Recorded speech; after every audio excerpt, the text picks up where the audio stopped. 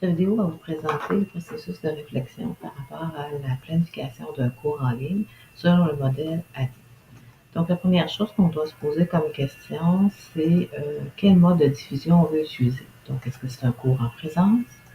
Est-ce que c'est un cours en enseignement hybride? Est-ce que c'est un cours en ligne? Donc, si c'est un cours en ligne, on va utiliser le modèle ADI, le modèle que j'ai choisi, pour analyser ce type de cours. Donc, tout d'abord, le A pour analyser. On va analyser les contenus, les compétences, les situations, les besoins de marché, les cours suivants. Ensuite, on va consulter différents matériels qui est disponible dépendant du cours. Donc, ça peut être un devis ministériel, ça peut être un rapport provenant du milieu du travail, ça peut être un plan de cours existant, ça peut être un plan de cours des anciens cours, des anciennes fois qui a été donné, ça peut être différents manuels ou autres rapports.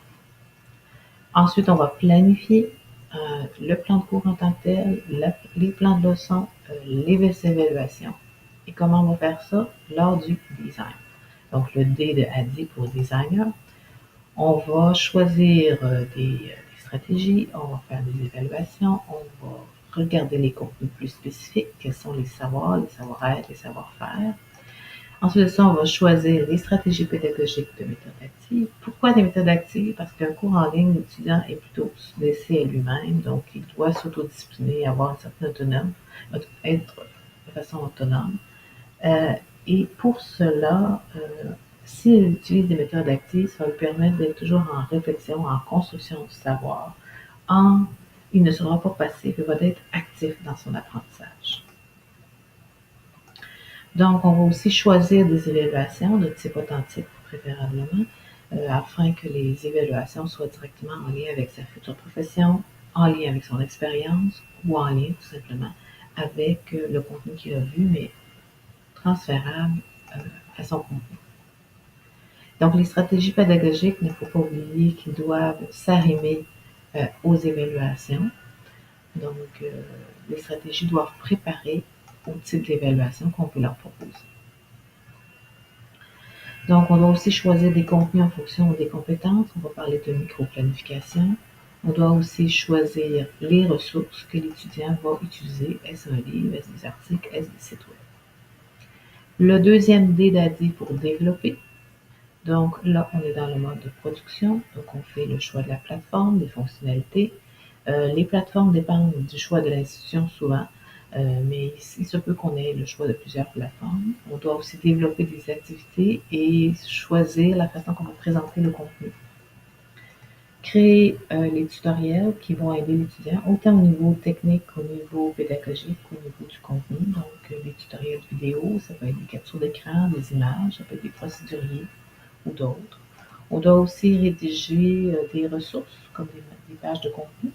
On doit aussi rédiger les consignes des différentes activités, que ce soit des travaux d'équipe ou individuels. Par la suite, on va programmer les fonctionnalités des activités, comme par exemple les tests, les leçons, les bases de données. N'oublions pas que les stratégies pédagogiques orientent le choix des fonctionnalités des activités. Ensuite, le I d'ADI pour implanter. On passe à l'inscription, à l'ouverture du cours, donc on tombe dans un mode actif. Et maintenant, on passe à la phase enseignement.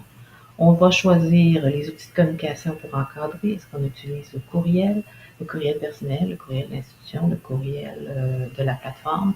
Est-ce qu'on utilise le forum? Est-ce qu'on utilise une autre forme de communication comme Twitter ou la messagerie ou le texto? Et pendant le cours, on anime, donc on doit répondre dans les forums, ajouter des activités dans les forums pour susciter la curiosité et l'intérêt, ajouter des activités ou simplement les ouvrir lorsqu'elles ont déjà été créées, et aussi animer les activités d'équipe. On doit encadrer en offrant des rétroactions, donc les gens vont répondre dans le forum, vont poser des questions, donc on doit être là présent pour pouvoir répondre à ces différentes questions. Aussi lors des évaluations et des activités de cours.